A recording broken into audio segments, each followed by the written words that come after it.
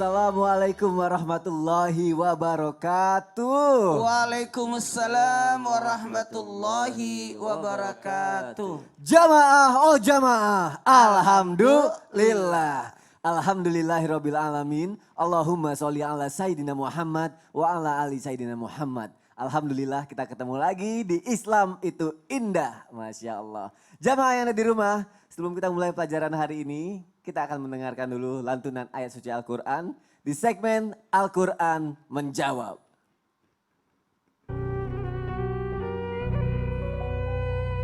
Silakan Ustaz Syam, silakan Dayang Syawal. Terima kasih Mas Soni. Jamaah yang dimuliakan Allah Subhanahu wa taala. Bismillahirrahmanirrahim. Alhamdulillahirabbil alamin wassalatu wassalamu ala asyrafil anbiya'i wal mursalin sayyidina Muhammadin wa ala alihi wa sahbihi ajma'in. Masya Allah, kembali lagi di Islam itu indah. Jamaah yang dimuliakan Allah, ada satu bahasan yang tidak akan pernah habis untuk kita bahas, untuk kita kupas, untuk kita pelajari.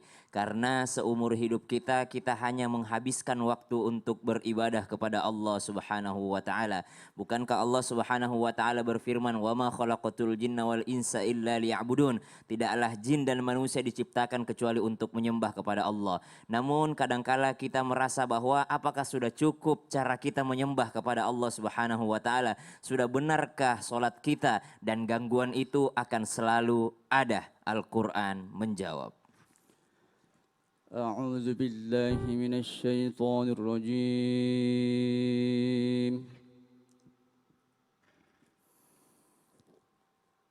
Bismillahirrahmanirrahim.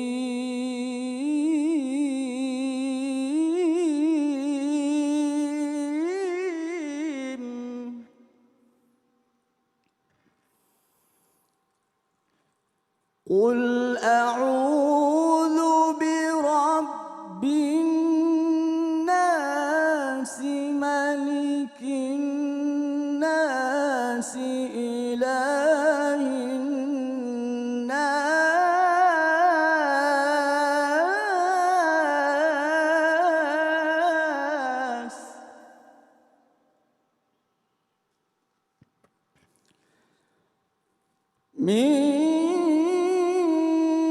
Syarril waswasil khannas.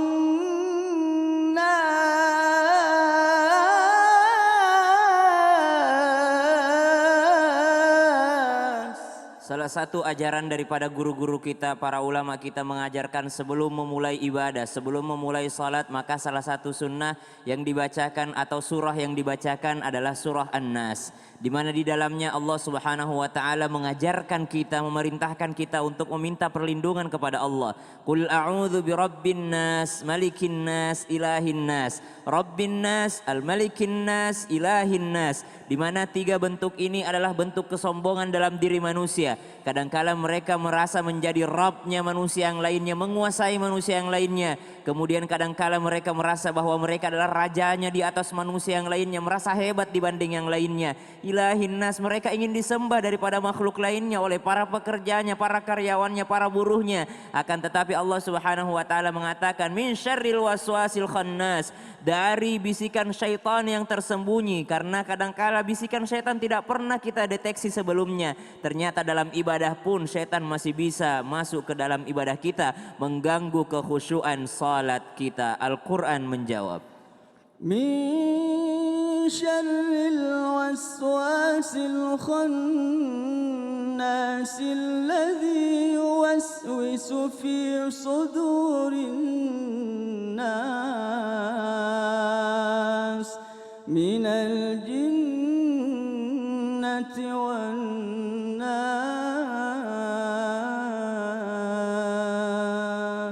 Sifat daripada syaitan ini terutama dalam membisikkan kejahatan di dalam diri manusia sehingga terganggunya salat mereka, hilangnya kekhusyuan di dalam salat mereka. Alladzi yuwaswisu fi sudurin nas minal jinnati wan nas. Tapi bukan hanya dari kalangan jin yang mengganggu kekhusyuan itu.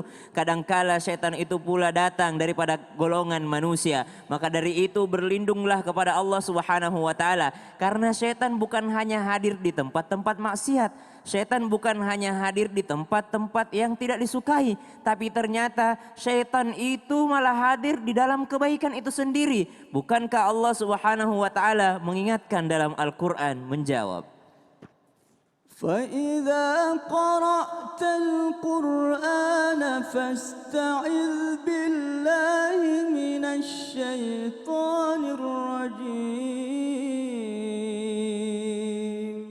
Di dalam ayat ini begitu indah ketika dijelaskan faidza qara'tal Qur'an, ketika engkau hendak membaca Al-Qur'an, fasta'iz billahi minasyaitonir rajim. Seseorang yang hendak baca Quran mesti minta perlindungan kepada Allah dari godaan syaitan yang terkutuk. Kenapa? Karena dalam kebaikan ini pun syaitan masih muncul mengganggu kekhusyuan ibadah, mengganggu dalam orang-orang yang sedang membaca Al-Quran. Apatah lagi ketika mereka ruku sujud kepada Allah Subhanahu wa taala. Maka wajar saja ketika seseorang melakukan ibadah sholat masih ada yang lupa. Ini rakaat ketiga atau rakaat keempat ya. Setelah sujud ini saya duduk atau saya langsung berdiri. Karena memang syaitan hadir di dalam kebaikan-kebaikan kita. Yang pertama dalam hal mengganggu niat seseorang, mengganggu ibadahnya. Lalu setelah ibadah apakah syaitan menyerah? Tidak, syaitan masih akan hadir terus mengganggu ibadahnya. Mulai dari niat yang akan berubah di tengah-tengah perjalanan ibadah, sampai niat itu bisa berubah setelah melakukan ibadah itu sendiri. Maka Allah katakan, ingatkan, idza qara'tal Qur'an, ketika engkau hendak membaca Al-Quran, fasta'idz billahi minasyaitonir rajim. Hati-hati, mintalah perlindungan kepada Allah dari godaan syaitan yang terkutuk. Allahumma arhamna bil Quran. Jazakallah khair Ustaz Syam dan juga Daeng Syawal. Masya Allah, jamaah yang ada di rumah. Pagi yang indah diawali dengan segmen Al-Quran menjawab. Masya Allah. Dan pagi hari ini jamaah kita akan membahas mengenai kehusuan sholat. Kalau aku pribadi ya, atau mungkin ada beberapa jamaah yang di rumah suka kadang pernah gak sih ngerasa aduh gak khusyuk nih sholatnya nih. Aduh ada aja yang dipikirin, ada aja yang ngeganggu. Tadi sih sempat disentil-sentil dikit sama Ustadz Syam kalau itu adalah bagian dari gangguan setan yang mengganggu kita. Nah pasti langsung pertanyaannya adalah gimana caranya nih jamaah biar setan gak ngeganggu kita. Oke pagi hari ini jamaah kita bahas semuanya, kita pelajari sesuai tema kita yaitu penangkal gangguan setan ketika sholat. Masya Allah, aku semangat banget nih. Iya. Karena aku suka diganggu Ustadz Maulana. Oh gitu. Aku masih suka gak khusyuk Ustadz. Oh gitu. Iya makanya aku mau nanya sama Ustadz Maulana gimana Iya. caranya biar khusyuk. Karena ketika sholat aku gak khusyuk tuh aku bingung nih apa aku ulang lagi sholatnya apa enggak. Terus aku pengen tahu dong cara Iya. Rasulullah biar sholatnya khusyuk kayak Rasulullah gimana Ustadz Maulana. Mantap. Silakan, Bagus, Ustadz pertanyaannya Maulana. bagus banget Mas Sony. Izin sesam dan semuanya. Bismillahirrahmanirrahim. Assalamualaikum warahmatullahi wabarakatuh. Waalaikumsalam warahmatullahi wabarakatuh. Jamaah. Yeay. Oh jamaah. Yeay. Alhamdulillah. Alhamdulillahirabbil alamin. Allahumma shalli ala sayyidina Muhammad wa ala ali sayyidina Muhammad. Di penghujung bulan Safar, hari ini 24 Safar 1442 Hijriah. Jangan lupa ya, nanti Rabu terakhir mandi Safar supaya mencegah wabah, bencana dan penyakit yang akan datang. Amin. Baik, alhamdulillah alamin, satu bentuk pujian dan rasa syukur kita karena hari ini bagus banget tema kita. Karena berkaitan dengan salat. Nah disinilah salat ini sangat pentingnya dan di sini pula lah syaitan berusaha untuk mengganggu, merusak ibadah kita dalam hal ini salat supaya kita tidak dekat dengan Allah. Makanya kita bahas tentang gangguan. Nah pertanyaan Mas Sony tadi bagus. Gimana masalah khusyuk? Ah, kalau berbicara masalah khusyuk, gimana kalau saya tidak khusyuk salatnya? Apakah saya harus ulang? Dan bagaimana cara Rasulullah SAW melaksanakan salat supaya khusyuk? Nah, alhamdulillahirobbilalamin, kalau berbicara tentang salat, yang wajib itu adalah ingat, bedakan antara tumak nina dengan khusyuk. Kalau tumak nina ketenangan, kalau khusyuk itu konsentrasinya lebih bagus lagi. Maka tumaknina itulah yang wajib. Sekali lagi, tumaknina wajib hukumnya. Nah, kalau tidak tumaknina atau tidak ada ketenangan, diantaranya harus ada 4 ini yang agak lama. Ruku, sujud, ya duduk, berdiri. Itu jangan sampai terburu-buru. Nah, karena minimal tumakninanya itu adalah lama bacaan sholat itu. Sekali lagi, lama bacaan sholat. Tapi jangan juga kelamaan. Apalagi kalau jadi imam, mengganggu jamaah yang belakang. Karena di antara jamaah kita ada yang lemah imannya, anak-anak. Ada yang lemah fisiknya, kakek-kakek, orang tua. Makanya lihat dulu, ingat tumakninah. Tapi kalau berbicara tentang khusyuk, itu sunnah hukumnya. Jadi tidak usah mengulang, karena hukumnya sunnah. Nah, karena susah juga kalau mau khusyuk. Tiba-tiba kalau khusyuk harus batal lagi. Aduh. Kalau khusyuk ngulang terus. Enggak, susah-susah. Makanya khusyuk itu artinya diam, tenang, atau merendahkan diri. Betul-betul kita memperbaiki ibadah kita lewat namanya khusyuk. Makanya orang khusyuk itu luar biasa. Karena khusyuk itu kalau tadi bertanya bagaimana cara khusyuk yang Ya, biar diajarkan kayak oleh Rasulullah. Rasulullah, yakni memperhatikan apa yang mendatangkan khusyuk dan menolak apa yang menghilangkan khusyuk. Nah, jadi atau bahasa mudah dimengertinya begini, memperhatikan apa yang mendatangkan ketenangan, ketenangan dan meninggalkan sesuatu yang merusak ketenangan. Jadi bagaimana? Seperti adakan persiapan. Sekali lagi, adakan persiapan sebelum sholat. Kalau memang ada urusan tentang yang di belakang, Ya. selesaikan dulu yang di Selesaikan belakang. dulu, biar Kalau tenang. Anda lapar, makanlah dulu. Jangan sampai nanti tidak khusus sholatnya karena mengingat makanan. Atau mengingat yang di belakang. Kemudian apa? Perbaiki tumakninanya supaya tenang. Jangan buru-buru dalam sholat. Hindari yang namanya buru-buru. Makanya kalau perlu, makanya ada kan wudhu dan sebagainya. Sebenarnya untuk memperbaiki diri.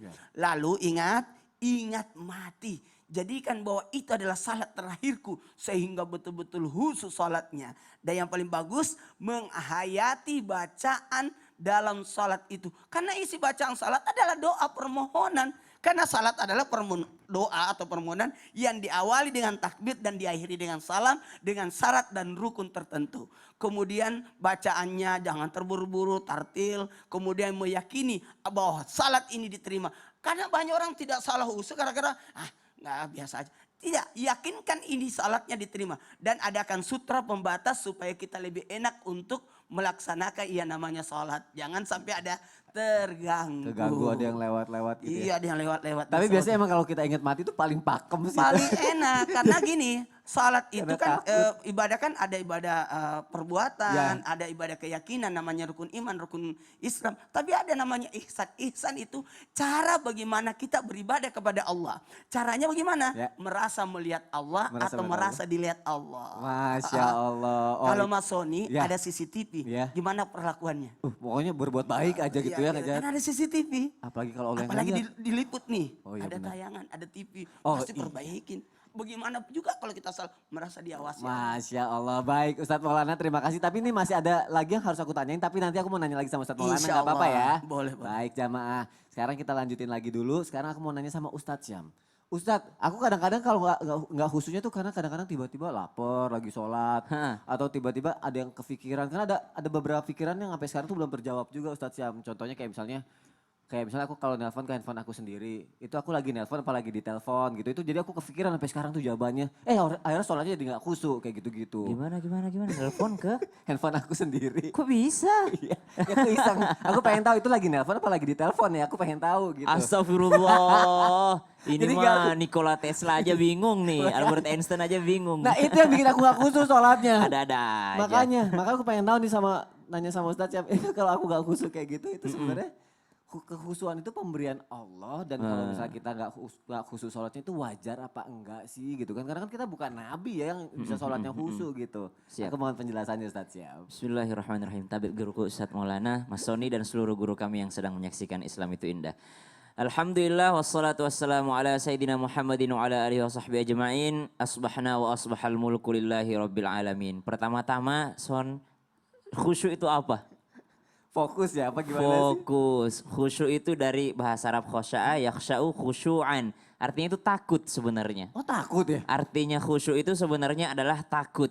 Jadi kalau ada orang yang buru-buru mau sholat karena dia takut kalau saya nggak sholat saya masuk neraka. Takut akan hukum Allah, kalau saya nggak sholat Allah nggak sayang lagi sama saya. Kalau saya nggak sholat nanti Allah meninggalkan saya. Kalau saya nggak sholat nanti Allah nggak peduli lagi sama saya. Kalau saya nggak perbaiki sholat saya maka saya akan menjadi hamba yang tidak bersyukur. Maka itu sudah termasuk khusyuk.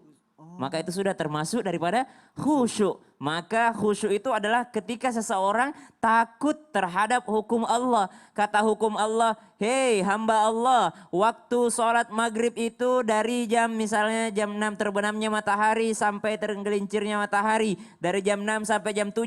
Maka dia buru-buru, wah jangan sampai saya kelewat dari jam 7 nih, saya harus sholat, segera sholat. Kalau dia tidak segera sholat maka kelewat waktu maghrib, maka itu sudah termasuk daripada khusyuk. Sekarang pertanyaannya, apakah takut itu timbul karena usaha sendiri atau takut itu bisa timbul dengan berdoa? Sedangkan kita bukan nabi, padahal nabi saja berdoa minta khusyuk. Dalam sebuah riwayat rawahu Muslim, Nabi berdoa begini, Allahumma inni a'udzubika min ilmin la yanfa'. Ya Allah, aku berlindung kepadamu dari ilmu yang tidak bermanfaat. Wa min qalbil la yakhsha', dan daripada hati yang gak khusyuk, yang gak pernah takut kepadamu ya Allah. Karena kadangkala gerakan kita doang, jasmani kita doang yang sholat, tapi hati kita sesungguhnya tidak takut kepada Allah. Kita kalau dilihat oleh manusia, kita lebih takut dilihat manusia dibandingkan dilihat oleh Allah Subhanahu wa taala. Maka ada doa Nabi seperti itu. Kalau Nabi saja berdoa minta khusyuk, hatinya khusyuk, apatah lagi kita yang bukan Nabi, bukan Rasul. Wa min qalbil la yakhsha'. Lalu Nabi SAW menyambung doanya, wa min nafsil la tashba', dan daripada nafsu yang tidak pernah merasa qanaah, merasa cukup atas pemberianmu ya Allah. Wa min da'watil la yustajabu laha, dan daripada doa yang tidak engkau ijabah. Ada 4 hal yang diminta oleh Nabi dalam doanya. Ya Allah, aku berlindung daripada ilmu yang bermanfaat. Kenapa? Karena orang kalau tidak ada ilmunya susah khusyuknya. Gitu. Punya ilmu lagi tapi tidak dimanfaatkan. Bagaimana bisa takut kepada Allah Subhanahu wa taala? Banyak orang yang punya ilmu, dia mampu yang namanya memperbaiki sesuatu, tapi ternyata dia tidak khusyuk kepada Allah sehingga ilmunya dipakai untuk mempermainkan orang lain, menzalimi orang lain, merendahkan orang lain. Maka Rasul minta ilmu yang bermanfaat dan dari hati yang tidak khusyuk, menjauh dari hati yang tidak khusyuk. Kenapa? Karena yang ketiga Nabi SAW katakan, wa min nafs sila tashba'. Salah satu sebab hati tidak khusyuk karena ada nafsu yang merasa selalu kurang, tidak pernah merasa cukup. Dan dari doa yang tidak didengarkan. Kenapa Nabi minta dari doa yang tidak diijabah? Karena kadangkala orang tidak takut kepada Allah karena dia kecewa sama Allah. Ya Allah, saya sudah berdoa bertahun-tahun tapi tidak kau kabulkan ya Allah. Sekarang saya sholat cuma karena disuruh sama orang tua. Sekarang saya sholat karena cuma melaksanakan kewajiban. Padahal ternyata mereka harus memahami, kita semua harus memahami ketika kita sholat, disitulah sarana kita berdoa kepada Allah Subhanahu wa taala. Orang kalau lagi minta tuh takut nggak kalau nggak dikasih? Takut. Takut, khawatir. Apalagi Lagi ada keperluan nggak? Iya. Ada keperluan, Son, gue lagi butuh banget nih. Gue kira-kira waktu minta itu khawatir nggak lo nggak kasih? Iya Khawatir gitu loh. Orang yang lagi sholat itu harus takut. Ya Allah, saya ini lagi banyak keinginan sama engkau ya Allah. Saya takut banget kalau nggak kau kasih gitu. Berarti kalau nggak khusyuk berarti sama aja kita nggak takut sama Allah kali ya. Khusyuk itu harus takut sama Allah. Masya Allah, jazakallah khair Ustadz Syam. Sama-sama, Mas. Berarti kata Ustadz Syam tadi katanya kalau misalnya nggak khusyuk, orang nggak ada ilmunya itu susah khusyuk. Kalau gitu kita cari ilmunya pagi hari ini jamaah, kita pelajarin semuanya ya. Ustadz Maulana sedikit dong aku mau nanya nih, Iya, tapi iya. aku malu. Apa itu? Aku kalau sholat suka lupa rokaat. Itu manusiawi. Itu harus gimana ya? Kan manusia itu kan sifatnya lupa. Iya. Tapi gini, Kalau berbicara tentang lupa, Iya. baiknya kita bahas sesaat setelah ini. Oh sesaat setelah Karena ini. pembahasannya panjang. Panjang kalau gitu buat yang Makanya suka jangan lupa kayak kemana-mana. aku, jangan Iya. kemana-mana, harus tetap di Islam itu indah ya. Iya. Janji nanti jawab ya Ustadz ya. Insya Allah. Baik jamaah. Aku juga mau ngingetin nih sama jamaah yang ada di rumah, nanti akan ada segmen tanya dong Ustadz. Nah jadi yang punya pertanyaan langsung aja kirim pertanyaannya ke media sosial Islam itu indah. Nanti akan dijawab nih sama guru-guru kita nih. Langsung kirim ke bawah sini nih. Ada tuh Instagramnya semuanya ada. Jadi jamaah yang suka lupa jangan kemana-mana, tetap di Islam itu indah. Jamaah, oh jamaah, alhamdulillah.